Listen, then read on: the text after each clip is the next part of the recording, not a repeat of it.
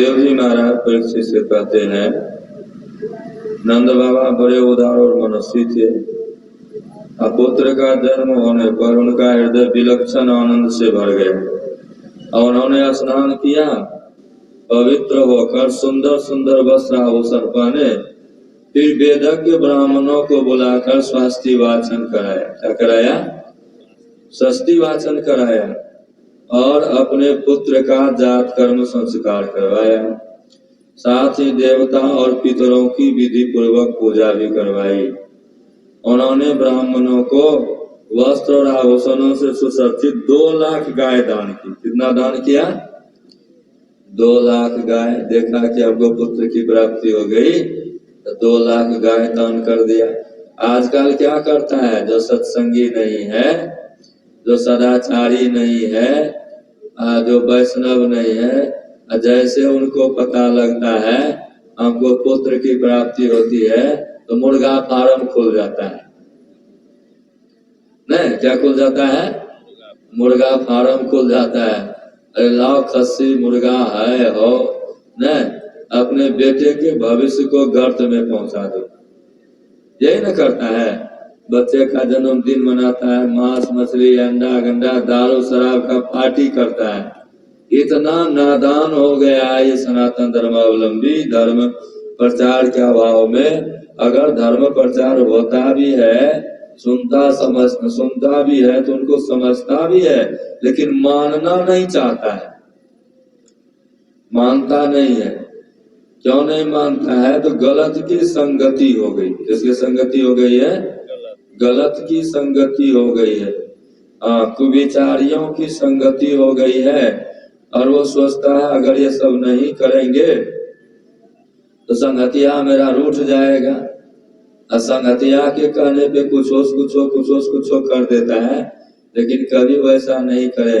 देखिए हमारे योगेश्वर भगवान श्री हरि का धराधाम पे प्रादुर्भाव हुआ नंद बाबा के यहाँ। नंद बाबा ने क्या किया? जैसे सुना तुरंत एकदम बड़े आनंदित हुए, बड़े प्रफुल्लित हुए। प्रफुल्लित होने के बाद स्नान किया, ब्राह्मणों को बुलवाया, स्वास्थ्य वाचन करवाया, अपने पुत्र का जात कर्म संस्कार करवाया और साथ ही देवता पितरों की विधि पूर्वक पूजा की। उन्होंने ब्राह्मणों को वस्त्र आभूषण से सुसज्जित 2 लाख गाय दी। रत्नों और सुनहरे वस्त्रों से ढके हुए तिल के 7 पहाड़ दान दिए। कितने पहाड़ दान दिए? तिल के 7 तिल के पहाड़ दान दिए। और उसी समय ब्राह्मण सूत मागध बंदी जन मंगलमय आशीर्वाद देने तथा स्तुति करने लगे। गायक गाने लगे, जो गायक वहां पे थे गाने लगे, मधुर मधुर स्वर से बधैया बजने लगी। और फिर जो है जैसे गोपियों सबको पता लगा यशोदा को पुत्र हुआ है। क्या हुआ है? यशोदा को पुत्र हुआ है। यह सुनकर गोपियां बड़ी आनंदित हुई। उन्होंने सुंदर वस्त्र आभूषण पहनकर और 16 श्रृंगार करके गोपियां अपने मुख कमल से बड़े ही सुंदर जान पड़ती थी। उन पर लगी हुई कुमकुम ऐसी लगती थी मानो कमल की केसर है। और सब कोई जो है मैया यशोदा के पास चली। मैया यशोदा के पास जाकर के क्या कहते हैं, मैया यशोदा के पास जाकर के जाती है और वहां जाकर के और मैया यशोदा के लल्ला को देख करके नवजात शिशु को आशीर्वाद देती है। क्या देती है? आशीर्वाद। जो सबको आशीर्वाद देते हैं, गोपियां जो है उस भगवान को आशीर्वाद दे रही हैं। आशीर्वाद देती हैं, यह चिरंजीवी हो, भगवान इसकी रक्षा करे। यह क्या हो? चिरंजीवी हो, भगवान इसकी रक्षा करे। और लोगों पर हल्दी तेल से मिला हुआ गर्म पानी छिड़क देती हैं और ऊंचे ऊंचे स्वर में मंगल गान गाती। सोहर मंगल ये सब गा रही हैं। किसको क्या चीज दे रही हैं? सबके देह पे छिड़क रही हैं। हल्दी तेल मिला दिया है किसमें? तो उषुम पानी में, गर्म पानी में हल्दी तेल मिला करके वही एक दूसरे के ऊपर छिड़क रही है। और उसके बाद जो है ऐसे करके करे। ग्वाल बाल क्या करते हैं?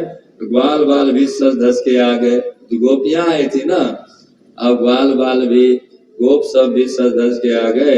आ करके बड़े अच्छे ढंग से वहां पे उन्होंने भगवान श्री हरि का, नंद बाबा के लल्ला का उत्सव मनाया। ग्वाल बाल जो है एक दूसरे के ऊपर दही लगा रहे हैं, मक्खन लगा रहे हैं। क्या लगा रहे हैं?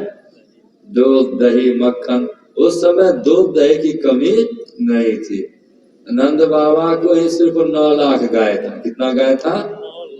9 लाख नंद बाबा के यहाँ गाय थी। हाँ, ये 2 लाख छुड़ा करके ये 2 लाख दान कर दिया, इसका कोई गिनती नहीं, ये तो दान कर ही दिए। फिर भी 9 लाख गाय बची थी। और वहां पे गोप ग्वाल बाल थी, कितनी गायें होगी? है झुंड का झुंड, झुंड का झुंड गाय। जहाँ इतनी गाय होगी वहां दूध दही घी का कमी होगा नहीं।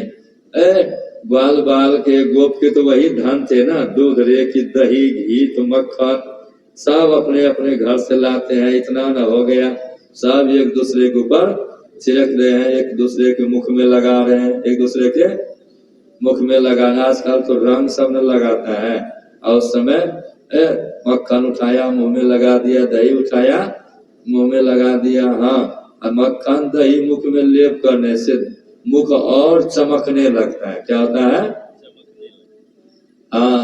चमकने लगता है। अब देखिए, लगा दिया, गुणगान करने लगते, गुणगान कर रहे हैं परीक्षित।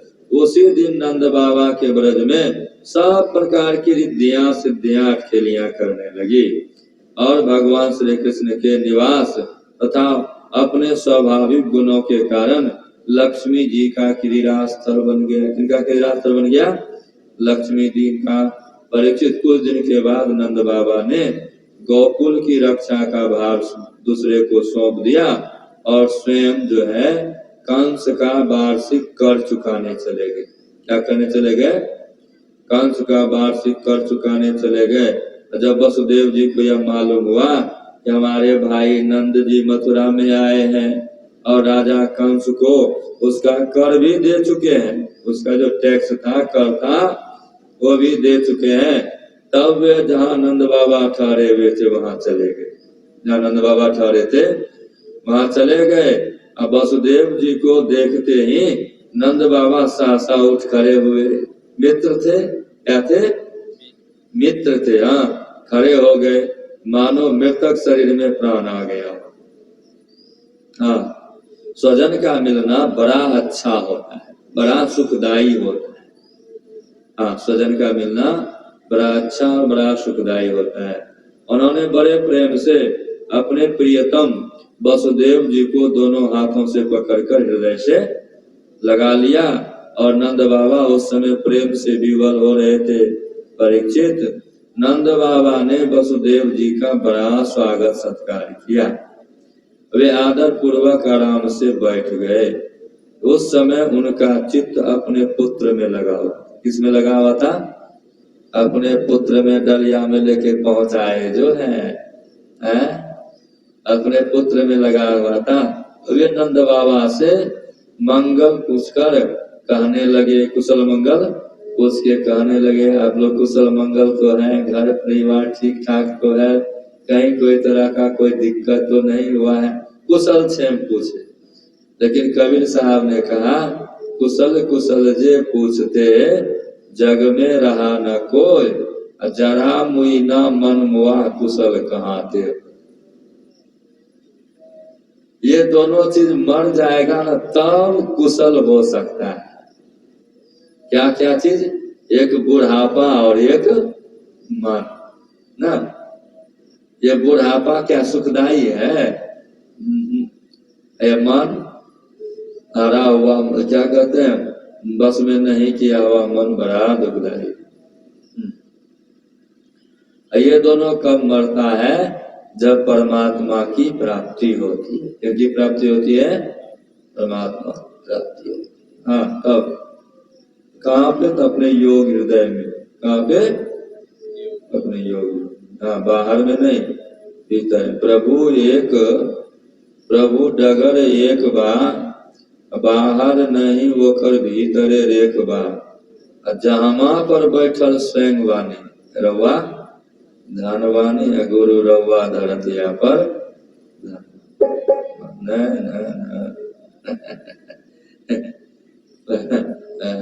गुरु रवा धरतिया पर धनवानी। लेकिन यहाँ नंद बाबा वसुदेव जी से पूछते हैं, वसुदेव जी नंद बाबा से पूछते हैं क्या आप लोग सकुशल मंगल हैं? तो और उसके बाद अब वसुदेव जी कहने लगे भाई तुम्हारी अवस्था ढल चुकी थी और अब तक तुम्हें कोई संतान नहीं हुआ था। आपकी अवस्था ढलने चली थी लेकिन कोई संतान नहीं हुई थी, यहाँ तक कि अब तुम्हें संतान होने की कोई आशा भी नहीं थी कि मुझे संतान होगा। यह बड़े सौभाग्य की बात है कि अब तुम्हें संतान की प्राप्ति हुई है। अब तुम्हें है संतान अपना ही, लेकिन कह रहे हैं मित्र को अब तुम्हें संतान की प्राप्ति हुई है। यह भी बड़े आनंद का विषय है, बड़ा मंगल का विषय, बड़ा आनंद का विषय है। और कि आज हम लोगों का मिलन हो गया, क्या आनंद का विषय है। एक तो आप यहाँ कर चुकाने के लिए आए, हमें पता लगा कंस के कारागार से हम मुक्त थे, कंस के कारागार से हम मुक्त थे जैसे पता लगा, आपके आतिथ्य घर में अतिथिशाला में आपसे मिलने आ गया, एक स्वजन से मिल गए, बड़ा मन अच्छा लगा, बड़ा प्रसन्नता हुई। एक खुशी इसमें, दूसरा में आपका सब परिवार बड़ा कुशल मंगल है, तीसरा में आपकी अवस्था ढल चुकी थी तब जाकर के पुत्र रत्न की प्राप्ति हुई है। आशा भी नहीं था संतान होगा, फिर भी देखिए परमात्मा की कितनी बड़ी कृपा है, आपको संतान की प्राप्ति हुई। ये भी आनंद का विषय है। आज हम लोगों का मिलना हो गया, आज हम लोग आपस में, हम दोनों आपस में मिल रहे हैं, मिल गए। अपने प्रेमियों का मिलन बड़ा ही दुर्लभ होता है, शत्रुओं का मिलन सुलभ होता है, लेकिन प्रेमियों का मिलन दुर्लभ होता है। हाँ, बड़ा दुर्लभ होता है। इस संसार का चक्र ही ऐसा है। ऐसे तो एक प्रकार का पुनर्जन्म ही समझा जाए, ऐसा इस संसार का चक्र है। अगर प्रेमियों का मिलन हो जाए तो मानो फिर से हमारा जन्म हो गया। क्या हो गया? फिर से हमारा जन्म हो गया। वसुदेव जी कहते हैं इस मिलन को मानो ये पुनर्जन्म ही समझना चाहिए। और जैसे नदी के प्रबल प्रवाह में बहते हुए बड़े और तिनके सदा एक साथ नहीं रह सकते हैं, वैसे ही सगे संबंधी और प्रेमियों का एक स्थान पर रहना संभव नहीं। देखिए कितना सुंदर उदाहरण दी न, प्रेमियों का संबंधियों का उसी तरह से एक स्थान पर रहना संभव नहीं है जैसे बड़े बड़े वृक्ष और तिनका न, जब वो धरती पे था तो एक साथ था, लेकिन जब वो नदी में चला गया तो तिनका कहीं है, पेड़ कहीं है। हाँ, वैसे ही प्रेमियों का एक स्थान पे रहना संभव नहीं है। यद्यपि वह सबको जो है प्रिय लगता है, क्योंकि सबके प्रारब्ध कर्म अलग अलग होते, लगता बड़ा अच्छा है, लेकिन प्रारब्ध कर्म अलग अलग होने के कारण से आपस में मिल नहीं पाते हैं। अब मनुष्य के लिए ही अर्थ धर्म काम शास्त्र विहित कर्म है, और जिनसे उनके स्वजनों को सुख मिलता है। मनुष्य के लिए कौन सा कर्म चाहिए?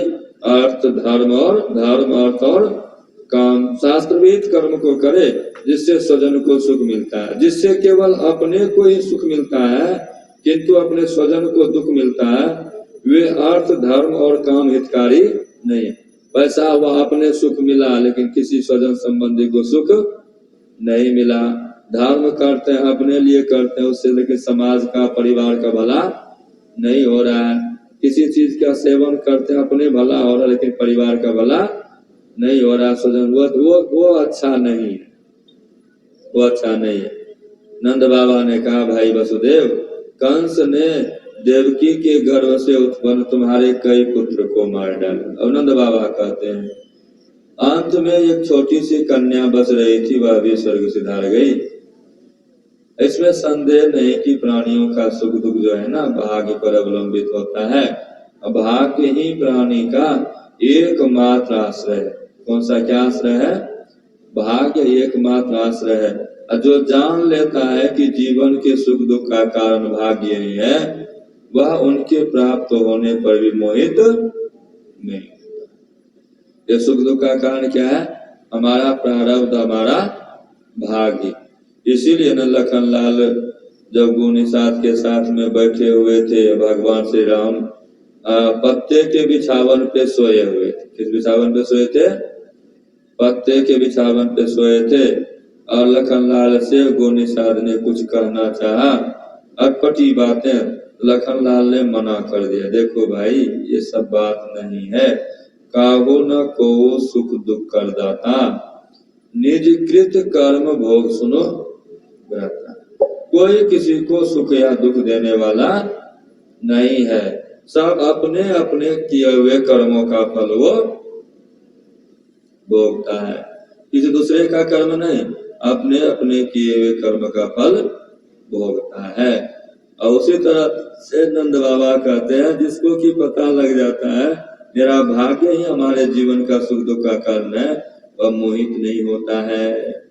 अब वसुदेव जी कहते हैं, देखो भाई, तुमने राजा कंस को उसका सालाना कर भी दे दिया।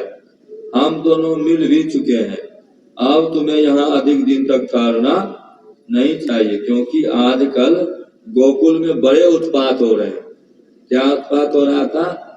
कंस को जब वो अष्टभुजी देवी ने कहा दिया, अरे तुम्हें मुझे मारने से क्या लाभ, तुमको मारने के लिए पूर्व जन्म का शत्रु कहीं जन्म ले चुका है। अब कंस फिर से मीटिंग बैठाई, सभा बुलाई, सभा में बैठ करके उसके बाद निर्णय लिया, 2 महीना पहले और 2 महीना 3 महीना बाद तक के जितने भी नवजात शिशु हैं, जा करके सभी जगह जो अहिरों की बस्ती के बच्चे को मार डाला।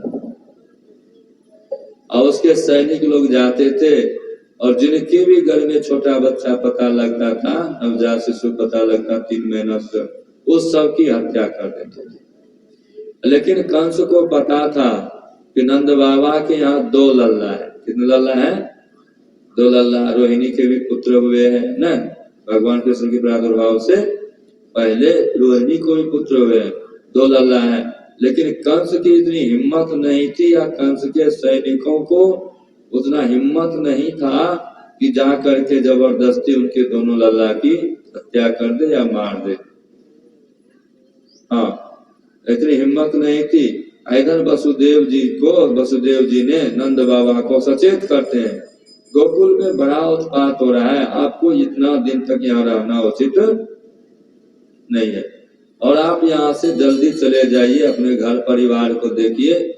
छोटा सा संतान आया है और चौथे पन में संतान की प्राप्ति हुई है। जैसे ऐसे कहा तो परीक्षित, जब वसुदेव जी ने इस प्रकार कहा तो नंद बाबा और आदि गोपों ने उनसे अनुमति ली और वहां से गोकुल की यात्रा की। वहां से किसकी यात्रा की? गोकुल की यात्रा की। मथुरा से गोकुल आने लगे। इधर कंस की एक बहन थी पुतना। बहन का नाम क्या था? पुतना। और वो मथुरा नगर से बाहर जंगल में रहा करती थी। और कंस ने पुतना का आवाहन किया। और पुतना जो है अपने भाई के बात को सुन करके वो चली आई। बड़ी क्रूर थी और बच्चे को तो देखना ही नहीं चाहती थी। राक्षसी थी। अब बच्चे को मारना ही उसका स्वभाव हो गया। उसका स्वभाव कैसा हो गया था? कहीं भी छोटा बच्चा मिले मार देना, ऐसा स्वभाव हो गया था। और कंस की आज्ञा से वह नगर ग्राम और अहिरों की बस्तियों में बच्चे को मारने के लिए नित्य प्रतिदिन घुमा करती थी। हाँ, जहाँ के लोग अपने प्रतिदिन के कामों में राक्षसों के भय से दूर भागने वाले भक्त वत्सल भगवान नाम का गुण लीलाओं का और श्रवण कीर्तन स्मरण करते रहते थे कि किसी तरह से राक्षसी नहीं आए। और फिर भी जो है ना, वह इतना रूप बदलने में सक्षम थी, कुछ भी रूप धर के कोई ना कोई बहाना से जिनके घर में छोटे बच्चे होते थे चली ही जाती थी और उनके बच्चे की हत्या कर देती थी। उनका ये स्वभाव हो गया था। कंस ने उसका आवाहन किया और वो पूतना आई, कंस को प्रणाम की। कंस को क्या की? प्रणाम की। कंस ने मुक्का मार करके उनको आशीर्वाद दिया। ऐसे आशीर्वाद देता तो उसको बुझे भी नहीं करता। अब भैंस को ऐसे ऐसे थपथपाइए, हाथी को ऐसे ऐसे पोछिए तो बुझाएगा? तो जोर से थपथपाइए तब पता लगेगा कि कोई आशीर्वाद दे रहा है। आशीर्वाद देने के बाद कंस कहते हैं कि देखो बहन, मेरा जान खतरे में पड़ गया है, मेरा जान खतरे में पड़ गया। एक तो जिस समय देवकी का विवाह हुआ, एक आकाशवाणी उस समय हुई, एक आकाशवाणी उस समय हुई जिसके रथ का रास पकड़ के तुम लिए जा रहे हो, उसी का 8वां पुत्र तुमको मार डालेगा।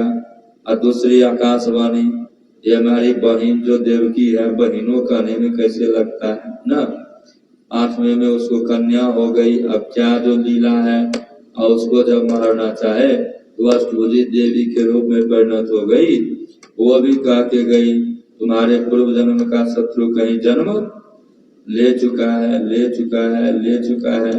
अब क्या करें? मैंने तो अहिरों की बस्ती की सेनाओं के द्वारा जो है 3 महीना पहले और 3 महीना बाद के बच्चे को मारने का आदेश दे दिया है। लेकिन नंद राय के यहाँ 2 छोटे छोटे बालक पल रहे हैं, वो न हो कहीं वही मेरा शत्रु हो। अगर किसी तरह से जा करके यशोदा के लल्ला का तुम वध कर देगी, हत्या कर देगी, तो उसके बाद जो है ना, तुम्हारा निवास जंगल में नहीं होगा, फिर अपने राजमहल में तुमको एगो घर दे देंगे। अब जंगल में नहीं, अगर ये काम हो जाएगा मेरा, तुम कर देगी, तो जंगल में नहीं, एगो राजमहल में एगो घर दे देंगे, यहीं तुम निवास करना और तुम्हें किसी भी चीज की कमी होने नहीं देंगे। बताओ ये काम कर सकती हो? तो पूतना कहते हाँ भैया, ये काम तो बड़ा आसान है।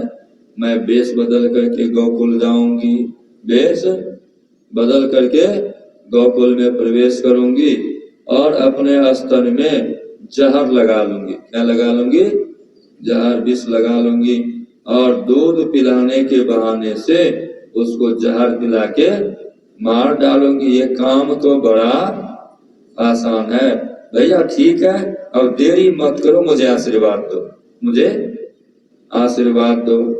आज आशीर्वाद देकर के पूतना जाती है और संयोग से उसी दिन हमारे लल्ला का छठी संस्कार था। क्या था? छठी संस्कार। हाँ, छठी संस्कार था।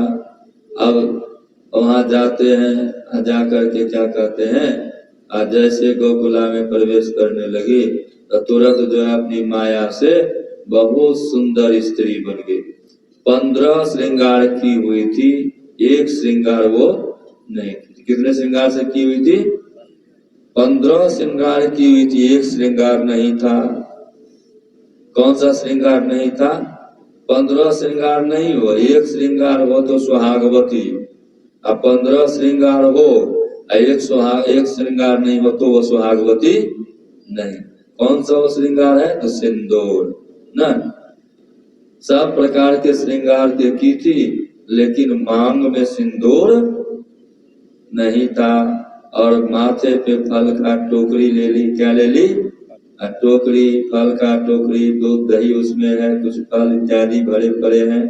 अब वहां जाकर के गोकुल की गलियां में आवाज लगाती, कोई दूध लेवे, कोई दही लेवे, कोई फल लेवे, कोई दूध लेवे, कोई दही लेवे, कोई फल लेवे। गोपियां सब अट्टालिकाओं पे चढ़ करके हुलक करके देखती है, हुलक करके दरवाजा डर से नहीं खोलती है, ऊपर चढ़ करके हुलक करके ऐसे वो देखती है ये कौन फल बेचने वाली है। ये देखती है बड़ा सुंदर है, बड़ा सुंदर है, फल बेच रही है।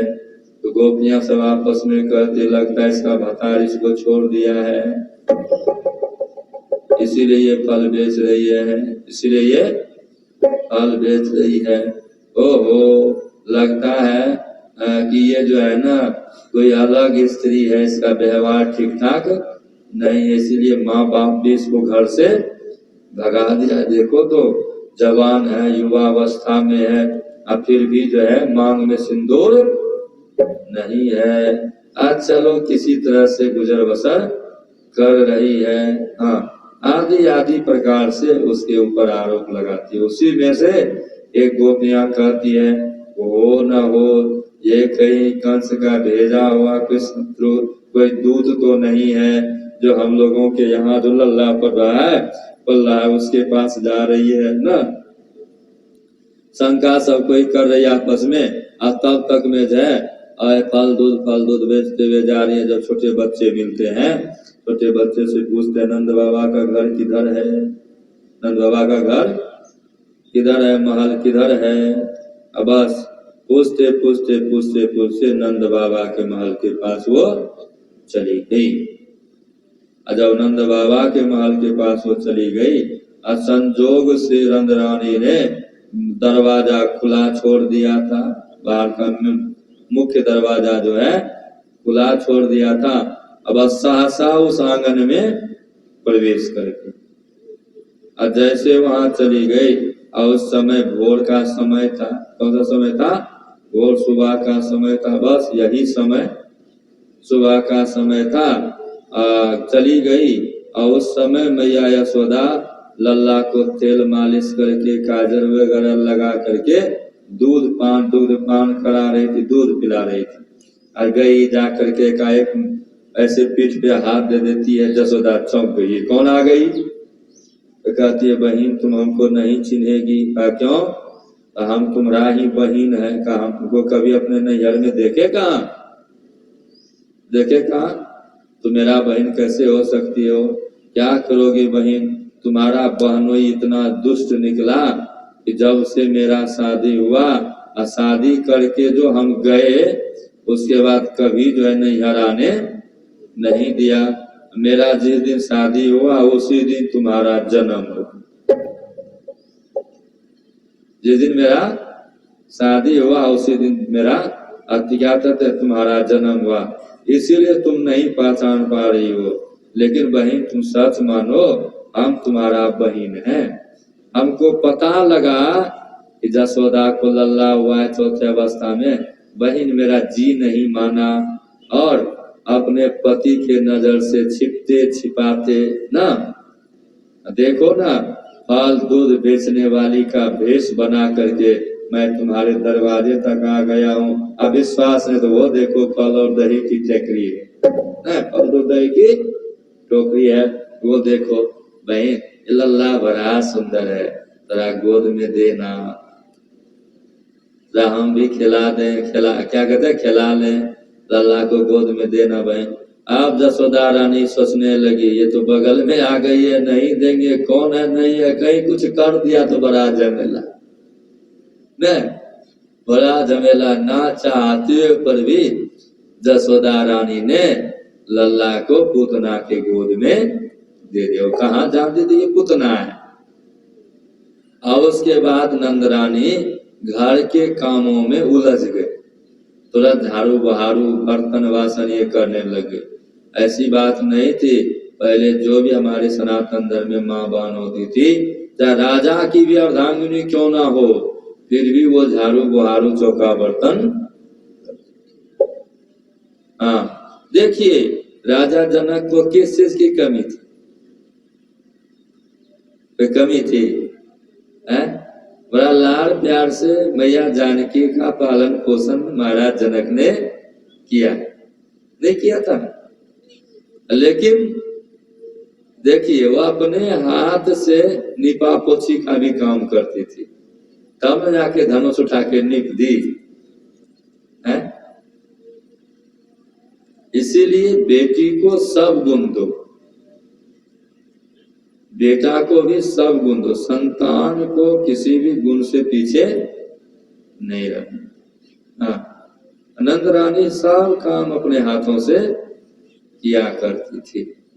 सुनंदा तो उसकी ननद थी, उसकी ननद गुस्सा करके भाग गई। अब फिर बुलाएंगे नंद बाबा, क्यों गुस्सा गई? तो गुस्साने का कारण था, जब से उनको पता लगा कि मेरे भाई को संतान होने वाला है, वो अपना घर छोड़ करके यहीं आई थी, मैं अपने भाई के यहाँ अपने नैहर में, बड़ी जसोदा की सेवा की। नहीं मैंने एक लोटा पानियों भरने नहीं देती थी अपने से, समय पे भोजन पानी, बड़ी खुशी थी। चौथे पन में हमको भाई बेटा होगा ना, भाई को संतान होगा। और जिस दिन जो है ना मैया जसोदा ने लाली को जन्म तो दिया था लाली को ना, बाद में लल्ला हो गया। इतना जो है बेहोश अवस्था में सोई, कब उनको जन्म हो गया कोई पता ही नहीं चला। सुबह हुआ तो सुनंदा देखती है, ए जसोदा भी सोई हुई है, मेरी भाभी, लल्ला भी बगल में सोया हुआ है, लल्ला भी बगल में सोया हुआ है। इतना सोच करके जैसे एक बार कही ना, लल्ला भी जग गया, जसोदा रानी भी जग गई। जसोदा रानी से सुनंदा पूछती है, अरे हमने तुम्हारी इतनी सेवा की, फिर भी तूने एन मौके पे हमको नहीं जगाया, हमको नहीं बुलाया, क्या तुमसे हाथी घोड़ा मांग लेते? क्या हुआ है? अरे तुमको लल्ला हुआ, तुमको बुलाई, हमको तो ये पता नहीं कि लल्ला हुआ है कि लाली हुआ है। जसोदा रानी को कुछ भी पता नहीं था, न सुनंदा के कहने पर तब पता लगा लल्ला हो गया है। न तब न सुबह में गोकुल में धूम मची, नहीं तो रात में न धूम मचने लगती है। तो फिर मंगाए हैं, बाद में फिर बुलाए हैं। अगर बहन रूठ के भाग जाए तो भाई का कर्तव्य होता है, भाभी का कर्तव्य होता है बुला के ले आना। आजकल तो क्या जाए दे मर दे ना, कहा बुलाए ना, कहता है ना, लेकिन नहीं, बुलाना एक कर्तव्य होता है। जैसे तैसे नहीं। इधर जो है हम कह पा रहे थे कि जैसे क्या कहते हैं, वो कहती हम तुम्हारा बहिनी है, गोद में ले ली, अपने से सब काम में लग गए। जब देखी पूतना जसोदा रानी काम में संलग्न हो गई है, अब इधर से उसका मन हट गया है, बस तुरंत जो है ना अपना स्तन पान कराना चाह रही। किनको? भगवान कृष्ण को अब स्तन पान कराना चाह रही है, लेकिन लल्ला आंख बंद कर लिए, दूध पीना ही नहीं चाह रहे हैं। यहाँ पे श्रीमद वल्लभाचार्य ने सुबोधनी में कहा है, अविद्या ही पूतना है। अब भगवान श्री कृष्ण ने सोचा कि मेरी दृष्टि के सामने अविद्या टिक नहीं सकती, फिर लीला कैसे करेंगे, इसलिए नेत्र बंद कर लिया। अब पूतना को देख ही नहीं रहे, आंख बंद किए हुए ना। भगवान की अगर दृष्टि खुल जाए तो अविद्या रहेगी? भगवान के सामने अविद्या टिक नहीं सकती है, सूर्य के सामने अंधकार टिक नहीं सकता, तो लीला कैसे होगी? दूसरे में लिखते हैं, यह पूतना बाल घातनी है और यह पवित्र बालकों को भी ले जाती है, ऐसे जघन्य अपराध करने वाली का मुंह नहीं देखना चाहिए।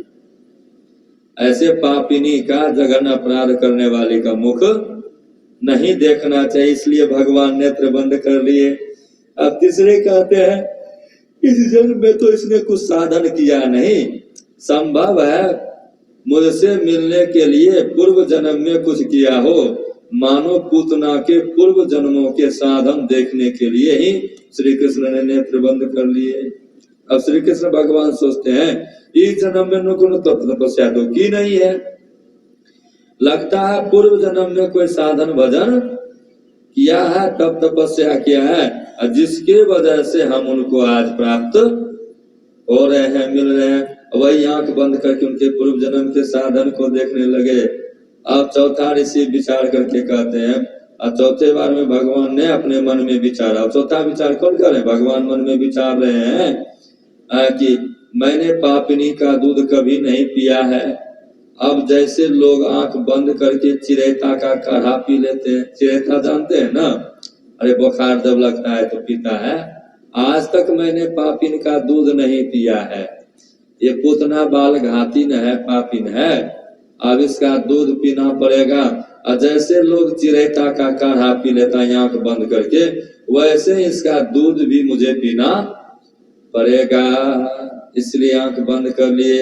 अब पांचवा विचार देते हैं संत लोग कि पांचवें विचार में कहते हैं भगवान ने ये सोचने लगे, भगवान के उदर में जो है ना कोटि कोटि ब्रह्मांड निवास कर रहा है, कोटि कोटि जीव जंतु निवास कर रहे हैं। सब कोई घबरा गए, अरे ये श्याम सुंदर पूतना के स्तन में लगा हुआ हलाहल विष पीने जा रहे हैं, हलाहल विष पीने जा रहे हैं, हम लोगों की मृत्यु हो जाएगी। इसीलिए भगवान आंख बंद करके अपने उदर में बसे हुए संसार को, संसारवासियों को, जीवों को समझाने लगे, जीवों को समझाने लगे। अब पांचवें ऋषि कहते हैं भगवान वो बात नहीं, भगवान भगवान शंकर की याद करने लगे। किनकी याद करने लगे? भगवान शंकर की याद करने लगे। आंख बंद करके भगवान शंकर का आवाहन किया, हे भगवान शंकर आप जल्दी आइए, ये तो जहर लगा के बैठी हुई है, विष लगा के बैठी हुई है और मुझे पीना है। हम तो गौकुला में आए थे मक्खन मिश्री खाने के लिए, इसलिए आए थे गोकुल में, इस यह सोच करके आए थे कि मक्खन मिश्री खाऊंगा। और छठी के दिन ही विष पीने का अवसर आ गया। ले भाई, छठियों नहीं मनाया गया है, ये मक्खन मिश्री कहाँ से मिलेगा? गोकुला में पहले जहरे मिल गया। ये छठी के दिन ही जो है ना विष पीने का अवसर प्राप्त हो गया है। इसीलिए आप आइए, आप आइए, आप नीलकंठ भगवान है। कौन है? नीलकंठ भगवान है। आप विष पीजिएगा, हम दूध पिएंगे। आप क्या पीजिएगा? विष पीजिएगा, हम दूध पिएंगे।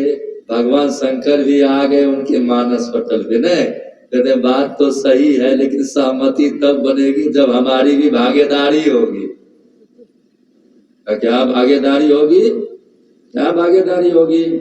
तो भगवान शंकर कहते हैं प्रभु हम तो विष पान कर लेंगे, आप दूध पान करेंगे, लेकिन जब मैं आपका दर्शन करने के लिए कैलाश पर्वत से चल करके काशी आऊं, काशी से कुछ संविधा लेकर के गौकुला नगरी आऊं, तो मैया के लाख बहाना करने के बावजूद भी आपको दर्शन देना होगा और हर हमेशा आपको मेरे आपको जो है ना आप जो है हमको साथ में रखना होगा। हमारे बिना आप नहीं रहेंगे, हमारे बिना आप नहीं रहेंगे। आप भगवान शंकर कहे तो भगवान कहते हैं बात तो सही है, वो दर्शन तो हो जाएगा किसी न किसी बहाने से, तो मैया दर्शन करा ही देगी आपको, लेकिन हर हमेशा आपको कैसे साथ रखेंगे? तो भगवान मैं बांसुरी के रूप में हो जाऊंगा। किसके रूप में? बांसुरी के रूप में। भगवान शंकर का दूसरा रूप क्या है?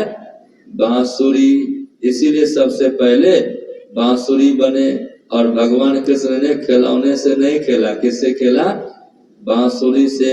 और हमेशा बांसुरी के रूप में भगवान कृष्ण के पास में भगवान शंकर साथ रहते हैं। जैसे हनुमान के बिना राम नहीं, उसी तरह से बांसुरी के बिना भगवान कृष्ण नहीं। वहां भी बांसुरी के बिना भगवान कृष्ण नहीं। हनुमान भी शंकर जी के अवतार और बांसुरी भी शंकर जी के अवतार हैं। याद कहा ये तो सहमति बन जाएगी, लेकिन जब कुछ बड़े होंगे तब ना। और खेलने के खाने के समय में भी नहीं कहो ठीक है, सहमति बन गई। अब जो है साथ में ऋषि विचार करके कहते हैं भगवान श्री कृष्ण ने इसीलिए नेत्र बंद कर लिया।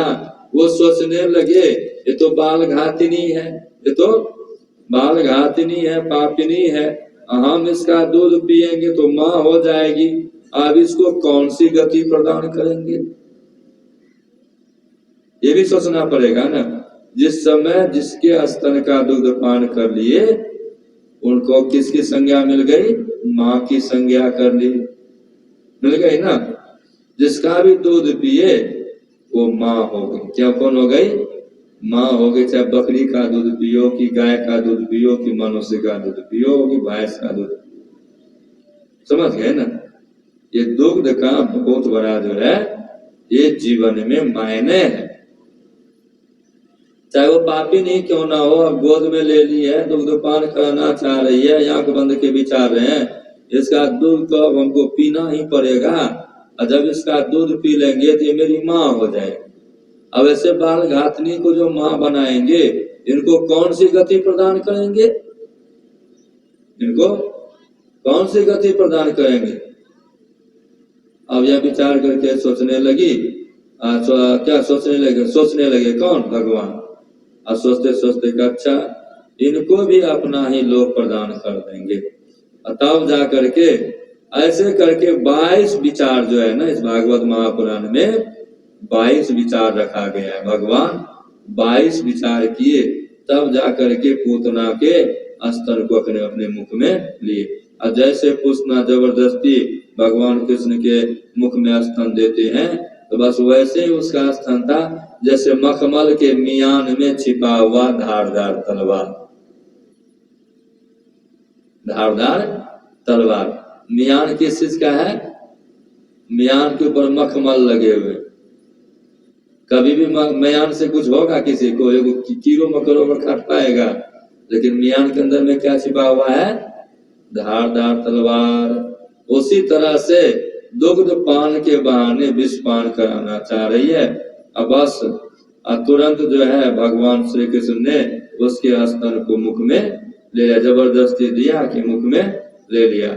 और भगवान जो है ना बड़ा जोर से जो है दुग्ध पान करना शुरू कर दिए। अब दुग्ध पीते पीते पीते पीते उनके प्राण को भी पीना शुरू कर दिए।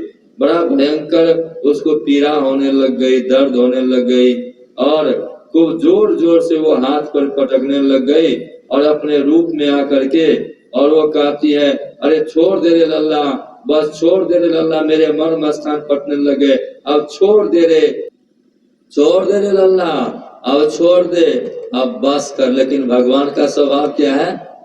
एक बार जिसको पकड़ लेते हैं फिर छोड़ते नहीं है। फिर वो बड़े जोर से आकाश में वेग से उड़ी, या देख करके यशोदा का जो है ना होशे उड़ गया, बेहोश हो गई, ये क्या हो गया, और जा करके जंगल में धड़ाम से गिर गई। और पूतना का उद्धार हो गया। भगवान के सब पूतना के वक्षस्थल पे हाथ पर पटक पटक के खेल रहे हैं, मस्ती से खेल रहे हैं। इधर से गोप लोग गए, गोपियां सब गई, अब भगवान श्री कृष्णचंद्र वो छोटे से लल्ला को उठा करके लेके चली आई। और यशोदा को कितना बात सुनना पड़ेगा सो तो वही जानेगी न। अरे तुमको एक बच्चा नहीं संभलता, ये नहीं होता, वहां जानो के गोद में अपने लल्ला को दे देती है। एक तो चौथेपन में लल्ला हुआ तो वो भी तुमको भारी लगता है। कितना सुनना पड़ता है माँ बहन को, सो तो जो बच्चे पालने वाली माँ बहन है उनको ये पता है। एवं प्रकार से भगवान श्री हरि ने पूतना का उद्धार किया। श्री कृष्ण गोविंद हरे मुरारी, हे नाथ नारायण वासुदेवा। अरे आप लोग भुखा गए क्या? जोर से गाइए। श्री कृष्ण गोविंद हरे मुरारे, नाथ नारायण वासुदेवा।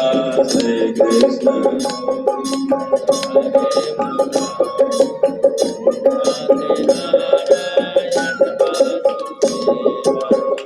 नाथ नारायण वासुदेवा, हे नाथ नारायण वासुदेवा, हे नाथ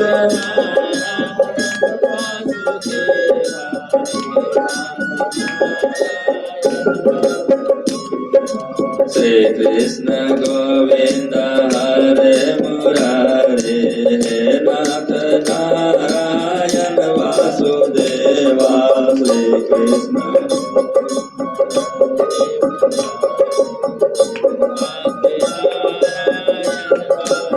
जय वासुदानंद भगवान की जय, आनंद कंद भगवान की जय, वृंदावन बिहारी लाल की जय, श्री कृष्ण कन्हैया लाल की जय, मुरलीधर गोपाल की जय, श्रीमद् भागवत महापुराण की जय, श्री सद्गुरुदेव भगवान की जय। तुरंत नंद रानी ने क्या किया, दोनों लल्ला को, रोहिणी भी अपने लल्ला को, नंद रानी भी अपने लल्ला को तुरंत स्नान कराया।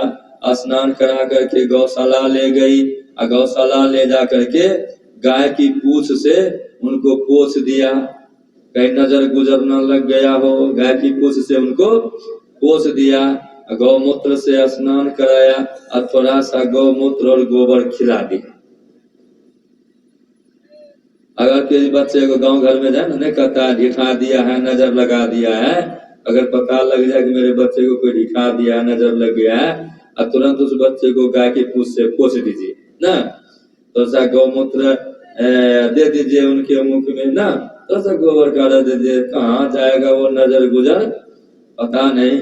उसके बाद गुरु ब्राह्मणों को बुलाई और स्वस्ति वाचन इत्यादि कराया, स्वस्ति वाचन इत्यादि कराया। उसके बाद जो है ना, बीज मंत्र के द्वारा उनके शरीर का अंगन्यास करवाया। किनके शरीर का? भगवान श्री हरि के शरीर का अंगन्यास कराया और कहने लगे, अजन्म भगवान तेरे पैरों की रक्षा करे। जो परम पिता परमात्मा है, अजन्मा भगवान है, जिसका कभी जन्म नहीं हुआ है, नहीं होता है, ना ही होगा, वैसे अजन्मा भगवान तेरे पैरों की रक्षा करे। वही अजन्मा भगवान सगुन के रूप में आए हैं ना, रक्षा करे। मणिमान भगवान घुटनों की रक्षा करे, यज्ञ पुरुष जांग की रक्षा करे, अच्युत भगवान कमर की रक्षा करे, हयग्रीव पेट की रक्षा करे, केशव हृदय की रक्षा करे, और ईश जो है वक्षस्थल की रक्षा करे, सूर्य कंठ की रक्षा करे, विष्णु भौं की रक्षा करे, उरुक्रम जो है मुख की रक्षा करे, और ईश्वर सिर की रक्षा करे। ये जो है ना 12 क्या कहते हैं, 12 अंगों का न्यास कराया, 12 अंगों का न्यास कराया। और उसके बाद फिर आगे कहते हैं, चक्रधर भगवान रक्षा के लिए तेरे आगे रहे, गदाधारी भगवान तेरे पीछे रहे। चक्रधर भगवान जिनके हाथ में चक्र है वो आगे रहे, जिनके हाथ में गदा है वो पीछे रहे। ऐसा गदा किनके हाथ में है? हनुमान जी के हाथ, भगवान शंकर के हाथ। या चक्र किनके हाथ में है? भगवान विष्णु के हाथ में। हाँ, चक्रधारी भगवान जो है ना, आगे रक्षा करे, और गदाधारी भगवान श्री हरि वो पीछे रक्षा करे, और धनुषधारी और खड्ग धारण करने वाले भगवान मधुसूदन और अजन दोनों बगल की रक्षा करे, शंखधारी भगवान उरुगायु की रक्षा करे। हाँ, ऐसे करके भगवान का जो है रक्षा कर, क्या कहते हैं, अंगन्यास किए। अंगन्यास करने के बाद जो है ना, भगवान का नाम उच्चारण करने से कहते हैं, जो भगवान का नाम उच्चारण करते हैं उनके सब पातक का नाश हो जाता, भय भी नष्ट को प्राप्त होता है। परीक्षित, इस प्रकार से गोपियों ने प्रेम पास में बंधकर भगवान श्री कृष्ण की रक्षा की। माता यशोदा ने अपने पुत्र को स्तनपान कराया और पालने में सुला दी, पालने में सुला दिया। स्तनपान करा के जैसे पालने में सुलाया, उधर से भगवान शंकर आ गए दरवाजे पर। कौन आ गए? भगवान शंकर आ गए हैं दरवाजे पर, और आकर के रट लगाते हैं, ओम नमो भगवते भिक्षाम देहि माते, भगवत स्वरूपी मैया भिक्षा दे दे, भिक्षा दे दे। अब मांग रहे हैं भिक्षा को। और जैसे नंद रानी को खबर हुआ, एक जटाजूट भगवान, एक जटाजूट सन्यासी जो है ना, आपके दरवाजे पे आए हुए, उनको कुछ दे दो। और जाकर के मैया जसोदा से सखियां कहती, गोपियां कहती है, देखो रे एक बाला जोगी द्वार तुम्हारे आयो है, देखो रे एक बाला जोगी द्वार तुम्हारे आयो है, बागंबर का और दुशाला शेष नाग लपटायो है, बागंबर का शेष नाग लपटायो है, देखो रे एक बाला जोगी द्वार तुम्हारे है। माथे वाके तिलक चंद्रमा जोगी जटा बरायो है, माथे वाके तिलक जटा बराए है, देखो एक बाला जोगी दर तुम्हारे आयो है, देखो रे एक बाला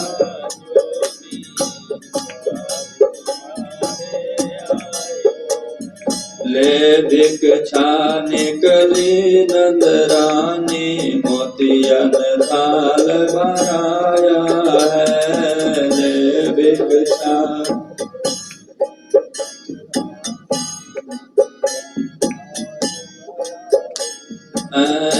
जा जोगी अपने आश्रम को मेरा काना डराया है, जा जोगी अपने आश्रम को मेरा काना डराया है, देखो रे एक बाला जोगी द्वार तुम्हारे आयो है, देखो रे एक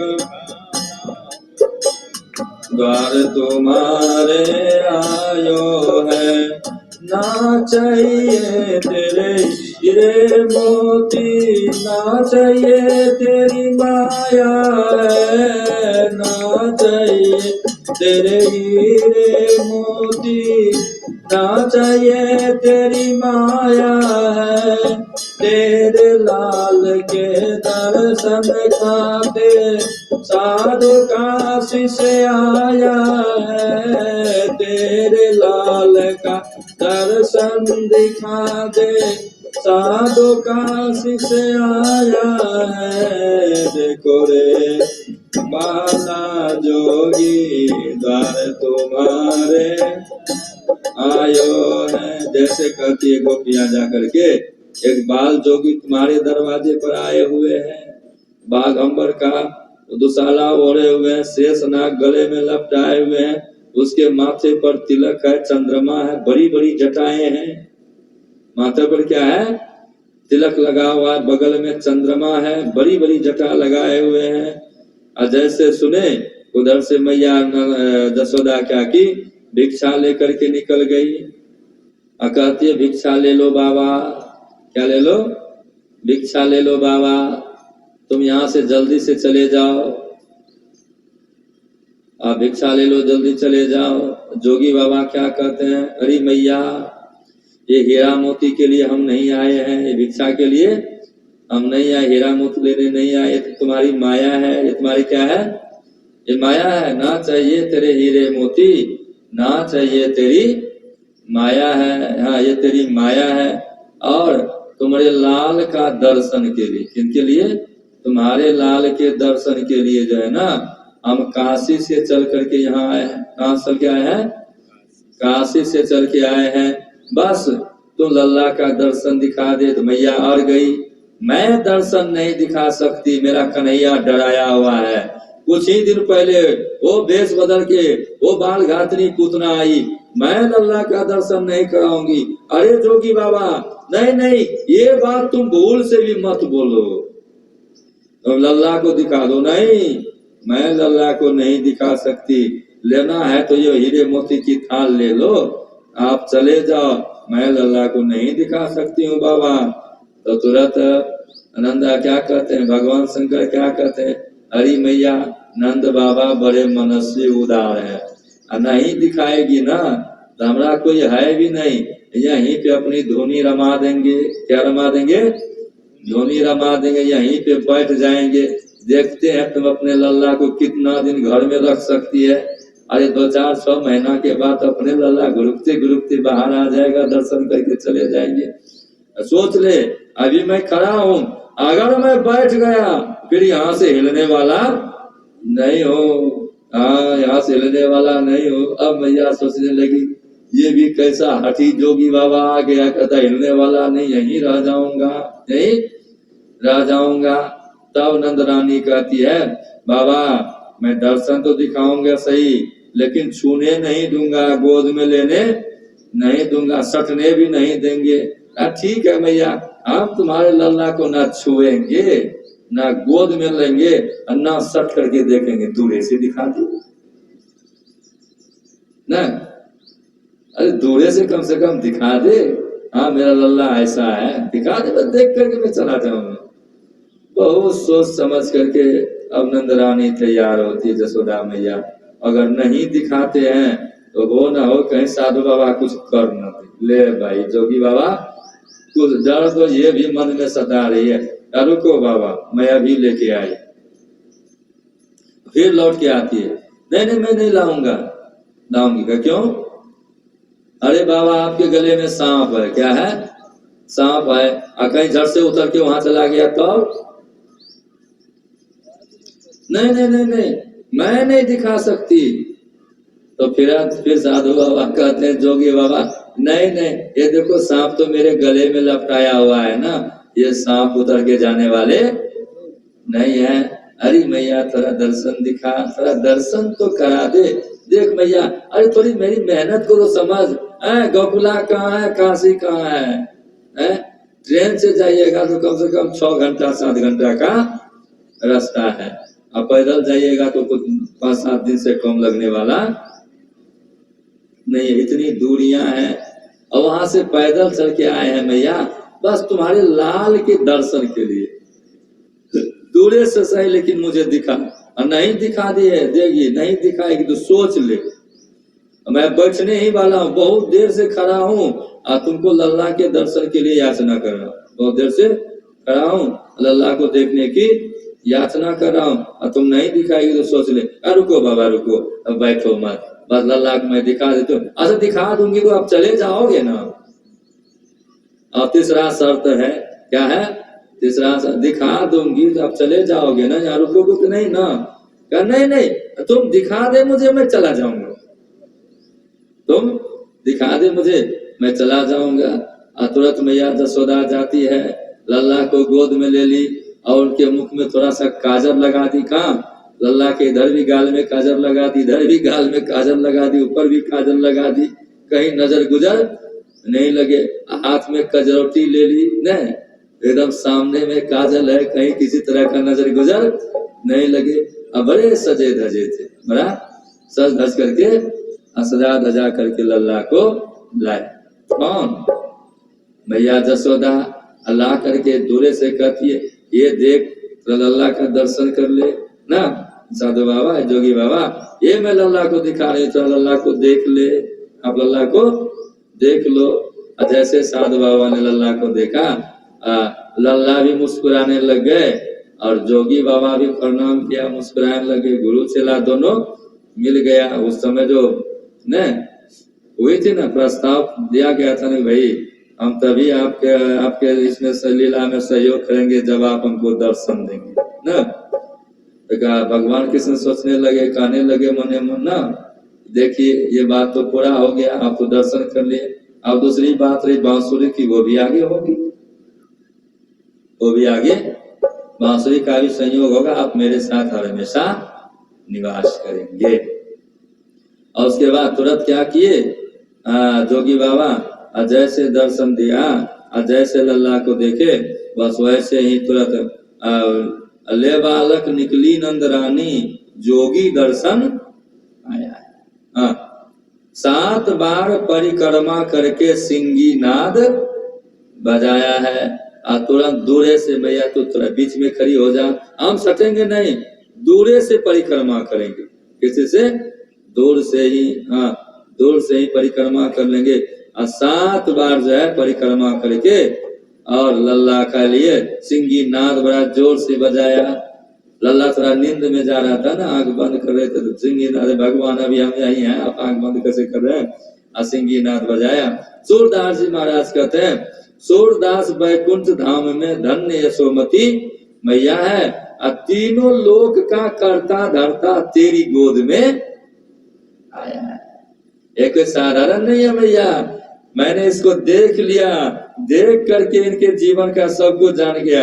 ये तुम्हारा लल्ला कोई साधारण नहीं है, तीनों लोक का करता धरता है। मैया तुमने कितना बड़ा पुण्य किया है, तुमने कितना बड़ा पुण्य किया है कि तीनों लोक का करता धरता तेरी गोद में आ गया। मैया तेरी गोद में आ गया। इतना कह करके भगवान शंकर फिर अपने राजधानी की तरफ लौट गए। और तब तक में नंद बाबा उधर से आ रहे हैं। कहां से? मथुरा से गोकुला की तरफ। देखते हैं सही में जो है पूतना जो है मरी पड़ी है। और कितना लंबा चौड़ा शरीर था, 4 योजन लंबा था, 16 कोस का शरीर था उसका, 48 किलोमीटर। अब इतना लंबा चौड़ा शरीर है, ये मर करके है। और जब ये शरीर सड़ेगा तो कितना गंध करेगा। हम लोग तो गोकुल में रह नहीं पाएंगे। और गोकुल जब आए तो पता लग गया ऐसी ऐसी घटना परिघटना हो गई। तब नंद बाबा कहते हैं वसुदेव जी तो साधु हैं, इसलिए वो जल्दी से भेजे। उनका कहना कोई व्यर्थ नहीं गया। उन्होंने कहा था इस समय गोकुल में बड़े उत्पात हो रहे हैं, आते आते उत्पात देखने को मिल गया। और तो भगवान श्री हरि की बड़ी कृपा मेरे ऊपर थी कि मेरे लल्ला को इस बाल घातनी पुतना से कुछ हुआ, कुछ भी नहीं हुआ। और फिर नंद बाबा ने भी स्नान वगैरह करके अपने लल्ला के क्या कहते हैं, लल्ला के जीवन रक्षा के निमित्त बहुत दान पुण्य किया। पगे पग पे दान पुण्य करवा रहे हैं हमारे श्री हरि, पगे पग पे, पगे पग, डेगे डेग पे दान पुण्य किया। और उसके बाद तुरंत गोपों को बुलाया, ग्वाल बाल को बुलाया, आप लोग इधर आइए। इतना लंबा चौड़ा शरीर जो है पुतना का है, और वो जो है गोकुल के आगे में जंगल में मरी पड़ी है, वो सड़ेगा तो गंध होगी। इसलिए सब कोई टांगी कुल्हाड़ी फरसा लेके चलिए, उनके शरीर को काट करके उनको जला दिया जाएगा। उतना लंबा चिता तो नहीं लग सकती है ना। तो सब गोप लोग आए, आ करके पुतना के शरीर को 1000 भाग में विभक्त किया गया। कितना भाग में? 1000 भाग, 1000 टुकड़े किए गए पुतना के शरीर का। फिर भी कितना लंबा होगा समझ सकते हैं। 1000 टुकड़ा करके पुतना के शरीर की को के लिए जलाने के लिए 1000 चिताएं लगाई गई। कितनी चिताएं लगाई गई? 1000 चिताएं लगाई गई। और उसमें पुतना के कटे हुए शरीर को रख करके उस चिता में आग लगा दी। जब बाल घातनी पुतना का शरीर धो धो करके जलने लगा तो उनसे बहुत सुंदर सुगंध निकलने लगा। क्या निकलने लगा? सुगंध निकलने लगा। नंद बाबा सबको बड़ा आश्चर्य हो रहा है, अरे ये तो बाल घातनी पापिनी थी, इसके शरीर से तो दुर्गंध न निकलना चाहिए, लेकिन सुगंध क्यों निकल रहा है? सुगंध निकलने लगा। सबको आश्चर्यचकित हुए। यहाँ जो है ऋषि कहते हैं, ऋषि क्या कहते हैं, पुतना के शरीर से सुगंध इसीलिए निकल रहा था कि पुतना का संयोग जो है भगवान श्री कृष्ण के साथ हो गया था।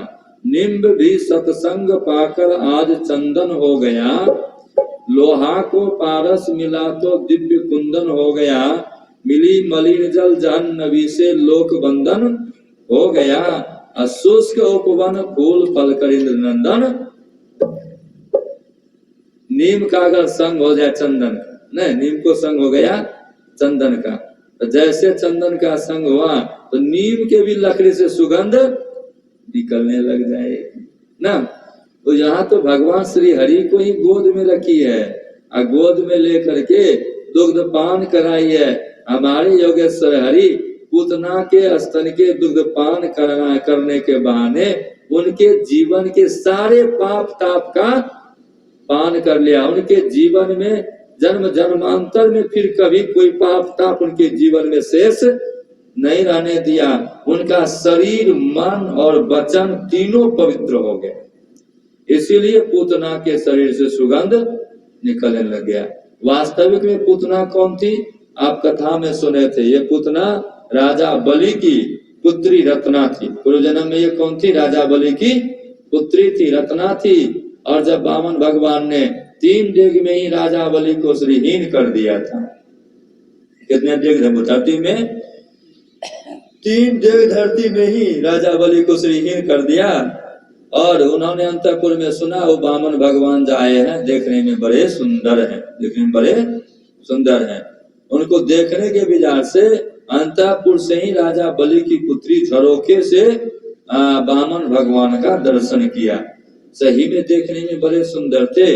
रत्ना यौवना अवस्था को प्राप्त की हुई थी। रत्ना के मन में हुआ अगर ऐसा मेरा संतान होता तो हम इसको स्तनपान कराते। क्या कराते? स्तनपान कराते। इतना सुंदर संतान, हम इसको स्तनपान कराते। जैसे कि हम लोग सनातन धर्मावलंबी है ना, चाहे बहन का पुत्र हो या भाभी का पुत्र हो ना, चाहे ननंद का पुत्र हो ना, चाहे भाई का पुत्र हो, अगर माई दाई जाती है, अगर उसके स्तन में दुग्ध बह रहे हैं, दुग्ध मौजूद है और देखने में जो बच्चा सुंदर लगेगा तो बस इधर उधर देख करके ऐसे नहीं तो चुराइयों के थोड़ा सा दूध वो पिला देगी। और क्यों दूध पिला देती है? तो माँ और बेटे का संबंध जोड़ लिया, माँ और बेटी का संबंध जोड़ लिया ना, माँ और बेटी का संबंध जोड़ लिया। और ये प्राचीन परंपरा है, ये प्राचीन परंपरा। उसी तरह से रत्ना के मन में हुआ अगर ये मेरा पुत्र होता ना, हम इसको दुग्ध पान कराते। तो कैसा संबंध जोड़ना चाहा? माँ और बेटे का संबंध, माँ और बेटे का संबंध। कितना पवित्र विचार था उस समय रत्ना का। हम इसको दूध पान कराते, माना भगवान मेरे पुत्र के रूप में आते। भगवान है ना, है मेरे पुत्र के रूप में आते। लेकिन दूसरे क्षण में उनका विचार बदल गया। दूसरे क्षण में उनका विचार बदल गया। मनुष्य का विचार कब बदल जाता है? जब वो माया के तरफ देखता है। धरती धन के तरफ जैसे वो निगाह किया वैसे उसके विचार में परिवर्तन हो जाता है। जब तक आपके मन में धन धरती की इच्छा नहीं है, पद प्रतिष्ठा की इच्छा नहीं है, मान सम्मान की इच्छा नहीं है, पुत्रेषणा वित्तेषणा और लोकेषणा आपके मन में घर नहीं किया है, तब तक आपसे बड़ा सुंदर ढंग से परमात्मा का चिंतन और भजन होगा। परमात्मा के प्रति बड़ी रुचि, बड़ी श्रद्धा, बड़ा स्नेह, बड़ा प्रेम रहेगा। लेकिन जैसे ही आपके मन में पुत्रेषणा वित्तेषणा लोकेषणा की भाव जागृत हो जाएगी, हम भगवान को भजन करते हैं, हमको पुत्र की प्राप्ति हो जाए, धन की प्राप्ति हो जाए, पद प्रतिष्ठा की प्राप्ति हो जाए, या भगवान का भजन करते हैं, मेरा पुत्र भरा पूरा रहे, धन भरा पड़ा रहे, पद भरा पड़ा रहे, आदि आदि की वासनाएं जैसे मन में आएगी, वैसे जो है ना भक्त का, भक्तिन का, साधक का, साधु का विचार बदल जाता है। देखिए पहले क्षण में पुतना ने दर्शन किया, रत्ना ने दर्शन किया भगवान श्री हरि का वामन भगवान के रूप में। कितना सुंदर विचार जगा है। माँ बेटे का संबंध जोड़ ली, पुत्र होता तो हम इसको स्तनपान कराते। लेकिन जैसे रत्ना अपने पिताजी की तरफ देखा, पिताजी की तरफ देखा तो पिताजी को नहीं, पिताजी के ऐश्वर्य को देखा। अगर पिताजी के विचार को देखी होती ना तो कभी ये कुविचार उनके मन में नहीं होता। जबकि रत्ना जान रही थी अपने गुरुजी के मना करने के बाद भी संकल्पित होकर के पिताजी ने भूमि दान दी, संकल्पित होकर के।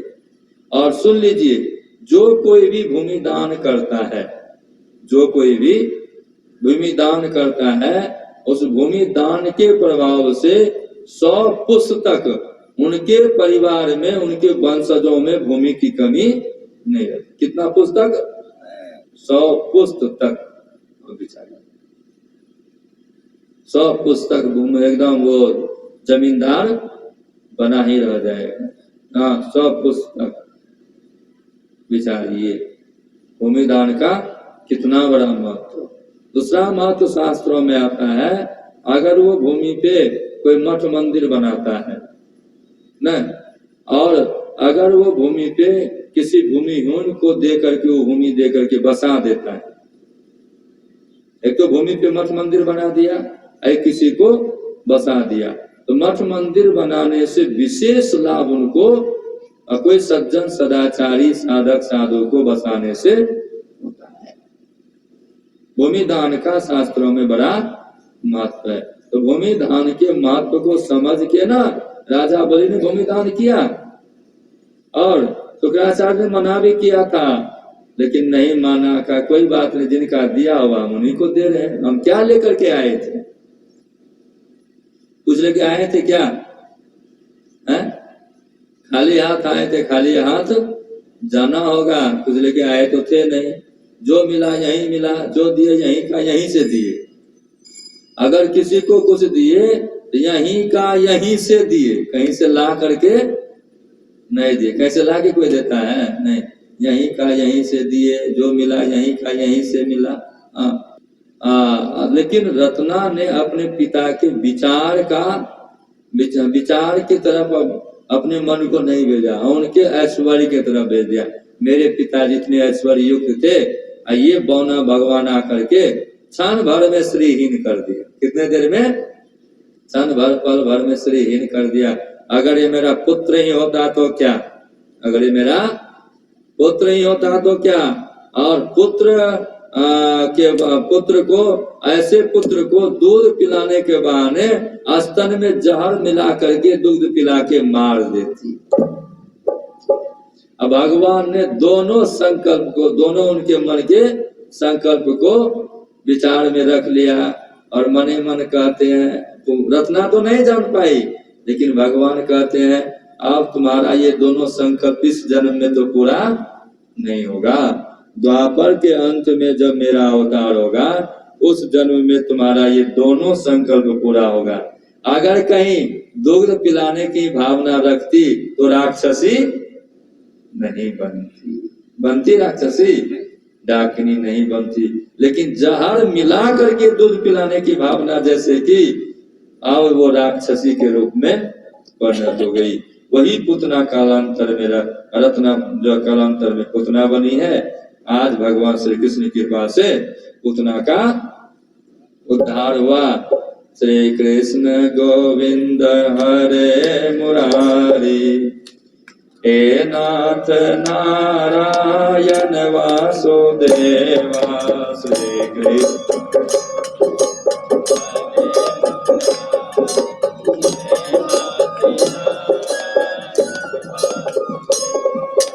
हे नाथ नारायण वासुदेवा, हे नाथ नारायण वासुदेवा।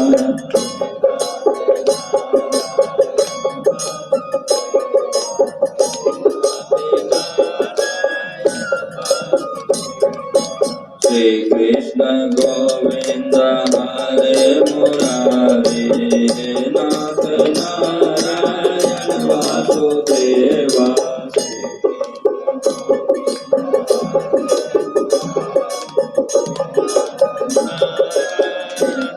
वासुदेवा भगवान की जय। सुखदेव जी कहते हैं, परीक्षित, एक बार भगवान श्री कृष्ण ने अपने आप करवट बदल लिया। क्या बदल लिया? करवट बदल लिया। नहीं, आज इधर भी उत्सव मनाते हैं, करवट बदलता है तो बच्चे को कोई चीज से ढक दिया जाता है। तो भगवान कृष्ण ने करवट बदल लिया, और जैसे मैया ने देखा करवट बदला है, संयोग से भगवान कृष्ण उस दिन करवट बदले जिस दिन भगवान का उस दिन जन्म नक्षत्र था। जिस नक्षत्र में भगवान का जन्म हुआ था वही नक्षत्र था। घर में बहुत सी स्त्रियों की भीड़ लग गई, गाजे बाजे बजने लगे। उन्हीं स्त्रियों के बीच में खड़ी हुई सती साध्वी यशोदा जी ने अपने पुत्र का अभिषेक किया, और उसी समय ब्राह्मण लोग को बुला करके मंत्र पढ़वा करके आशीर्वाद दिलवा दिया। क्या करवा करके? मंत्र के द्वारा आशीर्वाद दिलवाया, और ब्राह्मणों का खूब पूजन सम्मान भी किया। फिर मैया यशोदा ने लल्ला को स्तनपान करा करके, जब लल्ला आंख बंद करके सो गए, उनको ले जा करके पलना पे बाहर में सुला दिया। कहाँ सुला दिया? पलना पे सुला दिया, बाहर में ही। और जैसे ही पलना पे सुलाया बाहर में ही, बस यही समय था। भादों के बाद आश्विन कार्तिक ने, जो है महीना में बच्चा न पलटी मारता है ना, क्या कहते हैं, करवट बदल लेता है। थोड़ा सा ठंडा का समय था और बहुत ही सुंदर जो है धूप खिली हुई थी, तो अंदर में क्या सुलाएंगे, बाहर में ही सुला दिया।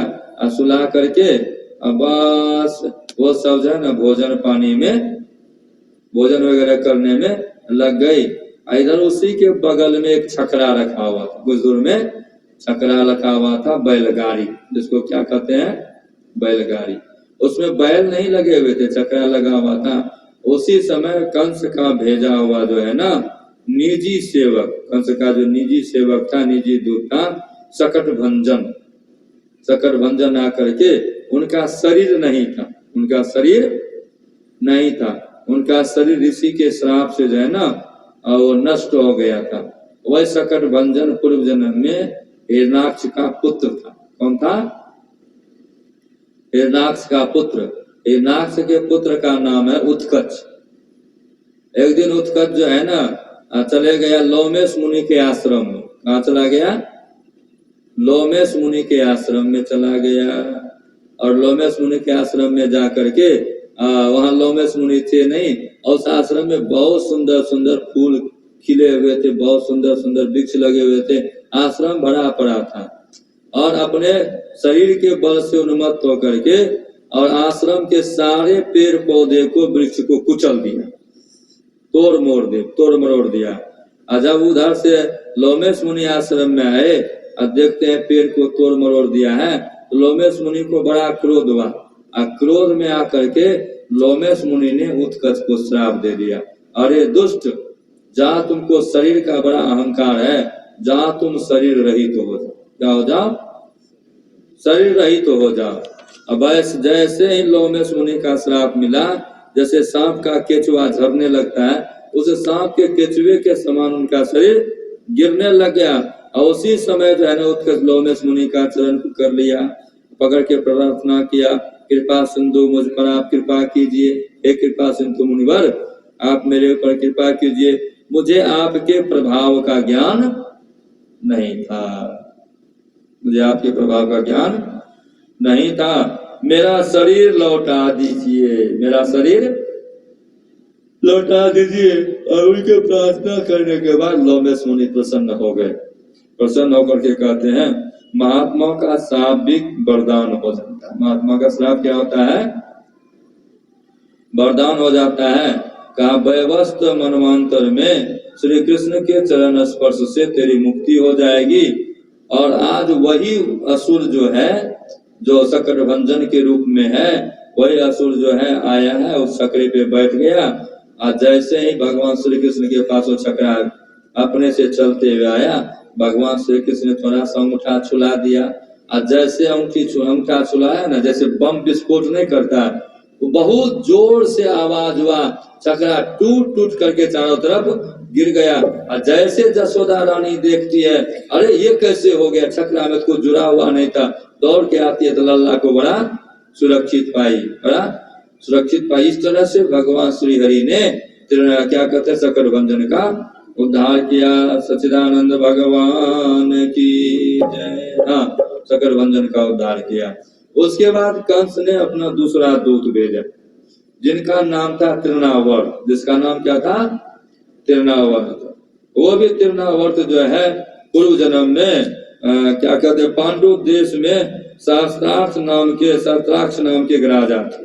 सहस्त्राक्ष नाम के एक राजा थे। वे नर्मदा तट पर अपनी रानियों के साथ में विहार कर रहे थे, रानियों के साथ में गए थे नर्मदा तट पर घूमने के लिए। और उधर से एकाएक दुर्वासा मुनि आ गए। कौन आ गए? दुर्वासा मुनि आ गए। और दुर्वासा मुनि के आने के बाद वो जो है सहस्त्राक्ष नाम के राजा ने उनको प्रणाम नहीं किया। अब बस दुर्वासा मुनि तो झट से वरदान भी, झट से श्राप भी देने वाले हैं ना, भगवान शंकर के न अवतार है। तो जो है ना प्रणाम नहीं किया, बस दुर्वासा मुनि ने उनको श्राप दे दिया, जाओ तुम राक्षस हो जाओ, जाओ तुम राक्षस हो जाओ। तब जो है ना जब श्राप मिला, तब जाके उनके चरण पर गिर गिराया। तब दुर्वासा जी ने कहा भगवान श्री कृष्ण के विग्रह का स्पर्श होते ही तुम मुक्त हो जाओगे। वही जो है ना शास्त्रार्थ नामक राजा जो है दुर्वासा मुनि के श्राप से तृणावर्त नामक दैत्य बना है, और ये कंस का निजी सेवक है, कंस का निजी सेवक है, निजी दूत है। अब कंस को जब पता लगा कि शकरभंजन की सदगति हो गई, शकरभंजन की सदगति हो गई, वो मारा चला गया, तब तृणावर्त को भेजता है। किनको भेजा? तृणावर्त को भेजा। और तृणावर्त जन बवंडर के रूप में गोकुल में आया। किसके रूप में गोकुल में आया? बवंडर के रूप में गोकुल में आया। और उस दिन मैया जसोदा क्या की, अपने प्यारे लल्ला को दूध पिला करके गोद में रखी हुई थी, गोद में रख करके दुलड़ा रही थी, दूध पान करा दी और गोद में रख के दुलड़ा रही थी। आशा भगवान के चट्टान के समान भारी हो गए, अभी तो नहीं भारी हो गए। और जब मैया जसोदा लल्ला के भार को सह नहीं पा रही है, सह नहीं सकी, और उन्होंने भार से पीड़ित होकर के भगवान श्री कृष्ण को पृथ्वी पर बैठा दिया, पृथ्वी पर बैठा दिया। भगवान कृष्ण बैठने भी लगे हैं, पृथ्वी पे बैठा दिया। इस नई घटना से वे अत्यंत चकित हो रही है कि तुरंत इतना भारी कैसे हो गया, इतना भारी कैसे हो गया। इसके बाद उन्होंने भगवान पुरुषोत्तम का स्मरण किया और घर के काम में लग गई, भगवान का स्मरण किया, घर के काम में लग गई। और बवंडर के रूप में जो गोकुल में प्रवेश किया था तृणावर्त नामक दैत्य, एकाएक पूरे गोकुल में धूल ही धूल भर गया, कोई एक दूसरे को देख नहीं पाया, इतना धूल धूल हो गया। और सहसा भगवान कृष्ण जहाँ पे बाहर में बैठे हुए थे, वहां आकर के भगवान श्री कृष्ण को गोद में उठाया और भगवान कृष्ण ने भी उसके गला को ऐसे पकड़ लिया। और जैसे गला को पकड़ा तो वो जो आकाश मार्ग में उड़ा, इतने भारी हो गए भगवान कृष्ण, क्या हो जाए भगवान कृष्ण के भार को सह नहीं पाया। एकाएक ऊपर से ही चट्टान की तरह नीचे धड़ाम से गिरा और तृणावर्त का जो है शरीर चुकना चकना चूर हो गया। और तृणावर्त नामक दैत्य का भगवान श्री कृष्णचंद्र ने उद्धार किया। और जब यशोदा को पता लगा, यशोदा बेहोश हो गई, आपस में सब खोजने लगे लल्ला कहाँ है। देखते हैं कि वो लल्ला जो है वो राक्षस के मृत शरीर के बगल में जो है बैठ करके खेल रहे हैं, बैठ करके खेल रहे हैं। तो लल्ला को उठाया, उठा करके लाया, गोद में लिया, ला करके माता नंद रानी को जसोदा को दे दिया। गोपियां फिर उलाहना देने लग गई, तुमको घर का काम में बड़ा प्यारा है, बच्चा तुमको प्यारा नहीं है, लल्ला तुमको प्यारा नहीं है, घर का काम प्यारा है, बाहर में बैठा दी, घर के काम में लग गई, तब ऐसा हो गया। अरे कितनी बार घटना घट रही है, अभी भी तो संभलो, अभी भी तो संभलो। मैया जसोदा भी क्या करे, मैया जसोदा भी क्या करे, अब तो सुनना पड़ रहा है। हाँ, ऐसे करके जो है भगवान श्री कृष्ण एक से एक लीला करते जा रहे हैं और दुष्टों का उद्धार, राक्षसों का उद्धार करते जा रहे हैं, भूमि को हल्का करते जा रहे हैं, भूमि को हल्का करते जा रहे हैं। एवं प्रकार से ये करते करते अभी तक लल्ला का तो नामांकन संस्कार नहीं हुआ है। नामांकन संस्कार भी तो ना सुनिश्चित होगा ना, नाम रखा जाएगा तब ना। तो सुखदेव जी महाराज कहते हैं, परीक्षित यदुवंशियों के कुल गुरु थे, कुल पुरोहित थे गर्गाचार्य मुनि। कौन थे? गर्गाचार्य मुनि बड़े तपस्वी थे। वसुदेव जी की प्रेरणा से वो एक दिन नंद बाबा के गोकुल में आए। किनकी प्रेरणा से? वसुदेव जी की प्रेरणा से वसुदेव जी ने जाकर के अपने कुल गुरु गर्गाचार्य जी से कहा, गुरुदेव आपका ही दुगो चलवा नंद बाबा के यहाँ पड़ा हुआ, अभी तक नाम रखा नहीं गया है, आप अगर कृपा करके नंद बाबा के यहाँ चले जाते तो बड़ा अच्छा होता, मेरे दोनों लल्ला का नाम छोड़ रख देते, नामकरण संस्कार हो जाता। वास्तविक में उनके यहाँ जो दो लल्ला पल रहे हैं वो दोनों हमारे ही हैं, किसी दूसरे के नहीं है। जैसे वसुदेव जी ने प्रेरणा दिया, अब वसुदेव जी की प्रेरणा से प्रेरित होकर के गर्गाचार्य मुनि नंद बाबा के यहाँ चले गए। और जैसे नंद बाबा ने देखा हमारे कुल गुरु क्या कहते हैं गर्गाचार्य मुनि आए हुए, उन्हें देख करके नंद बाबा को बड़ी प्रसन्नता हुई। वो हाथ जोड़ करके उठ खड़े हुए और उनके चरणों में प्रणाम किया। इसके बाद ये स्वयं भगवान ही है, इस भाव से उनकी पूजा की। गर्गाचार्य मुनि कौन है? स्वयं भगवान है। ऐसा नहीं कोई मुनि है, कोई महात्मा है, कोई स्वयं भगवान ही है। गुरु भगवान ही होते हैं। गुरु क्या होते हैं? भगवान होते हैं। रामायण के देखिए, दोहे को पढ़ के देखिए, बंदौ गुरु पद कंज कृपा सिंध नर रूप हरि। नर रूप में भगवान होते हैं। महामोह तम पुंज अजासु वचन रवि करणी कर।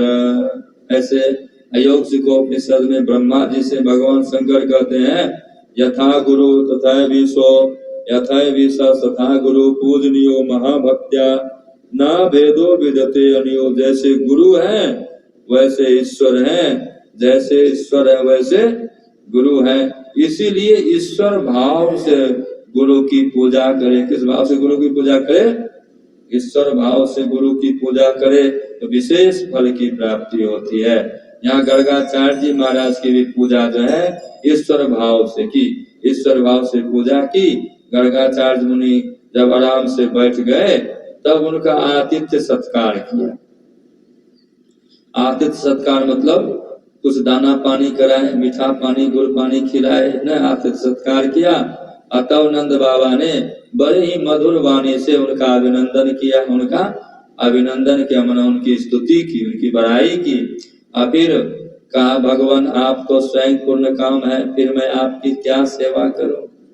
आप आए हुए हैं, आप स्वयं पूर्ण काम है भगवान, मैं आपकी सेवा क्या करूं? आप जैसे महात्माओं का हमारे जैसे गृहस्थों के घर जाना ही हमारे लिए कल्याणकारक है न। आप जैसे महात्मा बिना बुलाए अनायास अगर हम गृहस्थों के यहाँ चले जाते हैं तो हमारे लिए परम सौभाग्य की बात है, कल्याणकारक है। हम तो घर में इतने उलझ गए हैं और इन प्रपंचों में हमारा चित्त इतना दीन हो रहा है कि हम आपके आश्रम तक भी नहीं जा पा रहे हैं। अब याद आ रही है न, इतना उलझ गए हैं कि हम आपके आश्रम में भी जा नहीं सकते, इतना भी फुर्सत नहीं मिल रहा है। नहीं जा पा रहे हैं। और हमारे कल्याण के सिवा आपके आगमन का और कोई दूसरा हेतु नहीं है। आप जो यहाँ आए हैं मेरे कल्याण के लिए आए हैं, इसी कारण से आपका आना हुआ प्रभु। जो बात साधारणतः इंद्रियों की पहुंच से बाहर है अथवा भूत और भविष्य के गर्भ में निहित है, वह भी ज्योतिष शास्त्र के द्वारा प्रत्यक्ष जान ली जाती है। आपने उसे ज्योतिष शास्त्र की रचना की है। ज्योतिष शास्त्र की रचना किसने की है? गर्गाचार्य मुनि ने। याद रखिएगा, ज्योतिष के रचयिता कौन है? गर्गाचार्य मुनि ने। आप तो स्वयं ज्योतिष की रचना करने वाले, ज्योतिष शास्त्र की रचना करने वाले, जिस शास्त्र के द्वारा ज्ञान अर्जन करके भूत भविष्य वर्तमान तक को जाना जाता है। आपने वैसे शास्त्र की रचना ही की है। आप ब्रह्मवेत्ताओं में श्रेष्ठ हैं, इसलिए मेरे इन दोनों बालकों के नामांकन संस्कार आदि कर दीजिए। जो जो संस्कार बचा हुआ है वो सब संस्कार कर दीजिए। तो कौन कौन संस्कार बचा हुआ? अभी तत्काल में नामांकन संस्कार और अन्नप्राशन संस्कार। कौन सा संस्कार? अन्नप्राशन संस्कार। ये दोनों संस्कार कर दीजिए। नामांकन संस्कार आदि आप कर दीजिए, क्योंकि ब्राह्मण जन्म से ही मनुष्य मात्र का गुरु होता है। जो दीक्षा लेकर के ध्यान भजन करते हैं, मनुष्य का गुरु ब्राह्मण, ब्राह्मण का गुरु सन्यासी, सन्यासी का गुरु अविनाशी न। और दूसरे शब्दों में कहा जाता है, गृहस्थ का गुरु ब्राह्मण, गृहस्थ का गुरु ब्राह्मण, ब्राह्मण का गुरु ब्रह्मचारी, ब्रह्मचारी का गुरु सन्यासी, सन्यासी का गुरु अविनाशी। यहाँ पे नंद बाबा करे हैं आप, क्योंकि आप जन ब्राह्मण है न। ब्राह्मण जो होते हैं जन्म से ही मनुष्य मात्र का गुरु है। किसका गुरु है? मनुष्य मात्र का गुरु है। जब इस प्रकार से नंद बाबा ने गर्गाचार्य मुनि को बड़े मधुर वाणी से सब शब्द सुनाए, गर्गाचार्य मुनि बड़े प्रसन्न हुए।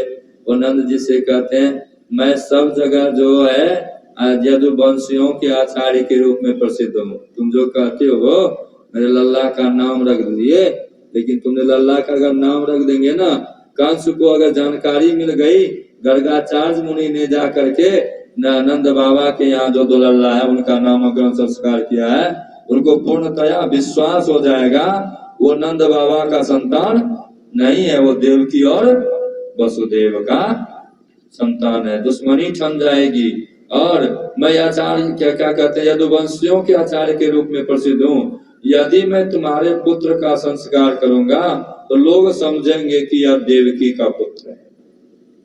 लोग क्या समझेंगे? यह देवकी का पुत्र है। कंस की बुद्धि बुरी है, दुष्ट है, वह पाप ही सोचता है और पाप ही सोचा करता है और पाप ही करते रहता है। पाप ही सोचता है, पाप ही करते रहता है, क्योंकि भगवान भगवती के भक्ति भजन से वो दूर है। गुरु हरि संत से वो दूरी बना के रखा है। और वसुदेव जी के साथ तुम्हारी घनिष्ठ मित्रता है। किसके साथ मित्रता है? वसुदेव जी के साथ जो है तुम्हारी बड़ी घनिष्ठ मित्रता है। और जब से देवकी की कन्या ने उनसे यह बात कही है कि तुम्हारा पूर्व जन्म का शत्रु कहीं जन्म ले चुका है, और जब देवकी की कन्या से जब से ये बात वो सुनी है, तब से जो है ना वो सोच रहा है आखिर में उसका 8वें गर्भ से कन्या कैसे जन्म ले लिया। यदि मैं तुम्हारे पुत्र का संस्कार कर दूं और वह इस बालक को वसुदेव जी का लड़का समझकर मार डाला तो हमसे बड़ा अन्याय हो जाएगा, हम करेंगे नहीं। जबकि नामांकन संस्कार करने के लिए ही गए हैं। क्या करने के लिए गए हैं? नामांकन संस्कार करने के लिए ही वसुदेव जी की प्रेरणा से गए हैं। फिर वहां जाके क्या कहते हैं, अगर मैं तुम्हारे पुत्र का संस्कार कर दूं और वह इस बालक को वसुदेव जी का लड़का समझकर मार डाला तो हमसे बड़ा अन्याय हो जाएगा, हम नहीं करेंगे, हम नहीं करेंगे। पुनः नंद बाबा कहते हैं, आचार्य जी आप चुपचाप एकांत गौशाला में केवल स्वस्ति वाचन करके इस बालक का द्विजाति समुचित नामकरण संस्कार मात्र कर। हम जो है ना कहीं से किसी को बुलाने वाले नहीं है, किसी को नहीं बुलाएंगे, कोनो सगा संबंध को नहीं, कोई गोपियों को भी नहीं, एक बगल के घर वाले को भी भनक नहीं होने देंगे कि कुछ हो रहा है। घर में मनेबे नहीं करेंगे उस सब। गौशाला में चलिए न, गौशाला को अच्छी तरह से ढक देते हैं और चुपचाप गौशाला में जाकर के मेरे लल्ला दोनों का नामकरण संस्कार कर दीजिए। हाँ कर दीजिए। औरों की कौन के, मेरे सगे संबंधी को भी इस बात की पता नहीं लग पाएगी। मेरा सगा संबंधी भी नहीं जान पाएगा कि मेरे लल्ला का नाम किसने रखा, कैसे रखा गया, ना नहीं जान पाएगा। इसलिए हे गुरुदेव कृपा करके मेरे लल्ला का नामकरण संस्कार अवश्य कर दीजिए। देखिए गौशाला, यज्ञशाला ये सब पवित्र स्थान होता है। ये तो क्या होता है? पवित्र, सबसे ज्यादा पवित्र स्थान होता है गौशाला। नहीं, पहले पुराने जमाने में इतना जो कपड़ा लत्ता नहीं होता था, तो आप लोगों के दादा परबाबा लोग क्या करते थे? हम लोगों के गाय पालते थे और ठंडी के महीने में गाय के घर में जाकर के सब परिवार सोते थे। कहाँ सोते थे? जाकर के गाय के घर में, गौशाला में जाके सोते थे। क्यों? वहां पे उनको ठंडा का असर नहीं होता था। गाय का घर एकदम गर्म होता है। गाय में समस्त देवी देवताओं का निवास है। हाँ, समस्त देवी देवताओं का निवास है। गाय जो है धरती देवी का सगुण रूप है। धरती देवी का क्या है? सगुण रूप गाय है।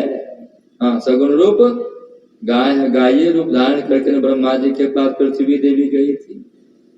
हाँ, इसीलिए गाय का जहाँ निवास होता है वो गौशाला बड़ा पवित्र होता है। लेकिन भैंसशाला पवित्र नहीं होता है, बकरी शाला पवित्र नहीं होता है, मुर्गा शाला पवित्र नहीं होता है, कबूतर शाला पवित्र नहीं होता। आजकल जो है बिगड़े हुए मनुष्य की बुद्धि इस तरह से बिगड़ गई, पैसा के पीछे इस तरह से भागना शुरू किया। सुबह उठ करके मुर्गा मुर्गी का पैखाना काट के फेंकता है। अब बताओ, लाजो नहीं लगता है?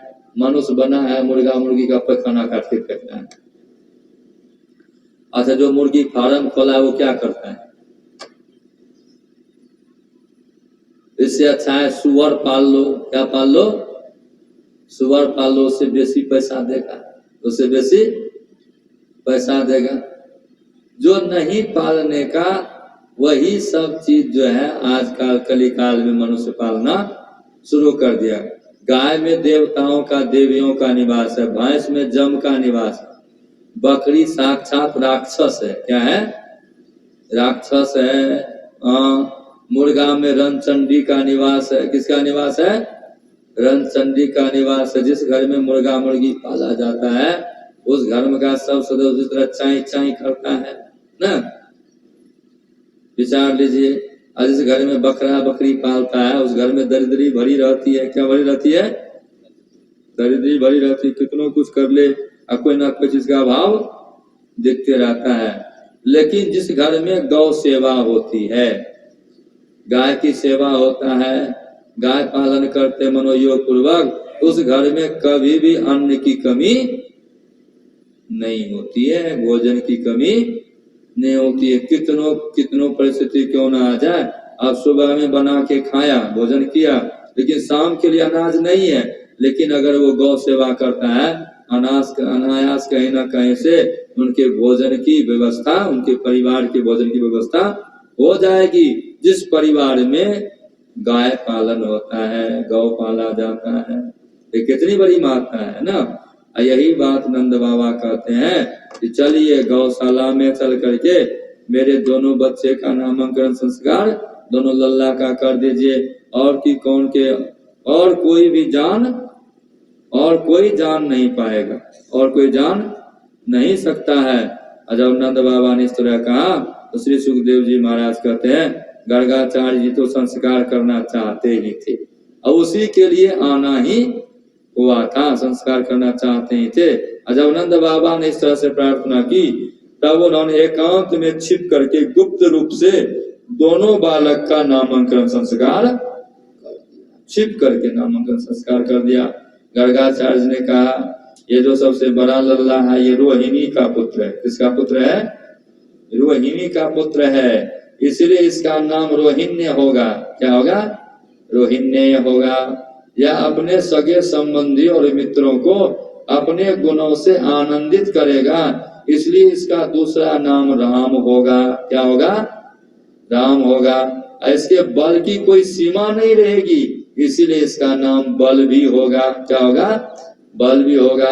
जब यादव और कुरुवंशियों में न तुम लोगों में फूट हो जाएगी, इस भेदभाव को मिलाने के समय में मेल कराने में इसका सबसे बड़ा सहयोग होगा, इसीलिए इसका नाम संकर्षण होगा। क्या होगा? संकर्षण होगा। कितना नाम रखा बलराम जी के? एक राम, दूसरा बल, तीसरा रोहिण्य और चौथा संकर्षण। संकर्षण न उसी को प्यार से कोई बलदाऊ भैया भी कहते हैं ना।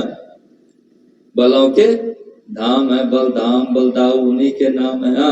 होगा। और इधर सुनो नंद बाबा, यह जो सांवला है नंद रानी के गोद में, जसोदा के गोद में, ये जो सांवला है जानते हो ये प्रत्येक युग में शरीर ग्रहण करता है। ऐसा नहीं किसी बार तुम्हारा लल्ला बना है रोहिणी क्या कहते हैं ये जसोदा रानी के गोद में, सो बात नहीं है। प्रत्येक युग में शरीर धारण करता है। तो शरीर धारण करने का कारण क्या है? तो भक्तों के बस में होकर के। किनके बस में होकर के? भक्तों के बस में होकर के। भगत हेतु भगवान प्रभु राम धरेउ तनु भूप, किए चरित पावन परम प्राकृत नर अनुरूप, जथा अनेकन वेश धरी नित्य करे नट कोय, सोई सोई भाव दिखावे आपन होई न सोए। जैसे नटवा जब भेष बना के नृत्य दिखा दिया, जैसे रात में झांकी दिखा दिया गया ना, किसी बच्चे को भगवान कृष्ण बना दिया और किन्हीं को क्या बना दिया? वसुदेव जी। एकदम उसी तरह से देखने में भी लगते थे, नहीं लगते थे? वो देखने में लगते थे। कहाँ से वसुदेव जी और भगवान लल्ला को लेकर कृष्ण को लेकर के टोकरी में आ गए ना। लेकिन क्या अभी है? अभी वो लल्ला ना तो कृष्ण बना हुआ है और ना वसुदेव जी जो बने थे वो वसुदेव बना हुआ है ना। जितना जब तक जरूरत था तब तक बना, उसके बाद वो पोशाक को छोड़ दिया। उसी तरह भगवान को जब जैसी जरूरत पड़ती है तब हर एक युग में अपने भक्तों को सुख देने के लिए, दुष्टों का उद्धार करने के लिए, गुरु ब्राह्मण धरती की रक्षा करने के लिए, संत की रक्षा करने के लिए प्रत्येक युग में शरीर धारण करते हैं। हाँ, प्रत्येक युग में शरीर धारण करते हैं। पिछले युग में इसने क्रमशः श्वेत, रक्त और पीत ये 3 विभिन्न रंग को स्वीकार किए थे। अब की बार कृष्ण वर्ण हुआ है। अब की बार क्या हुआ है? कृष्ण वर्ण हुआ है।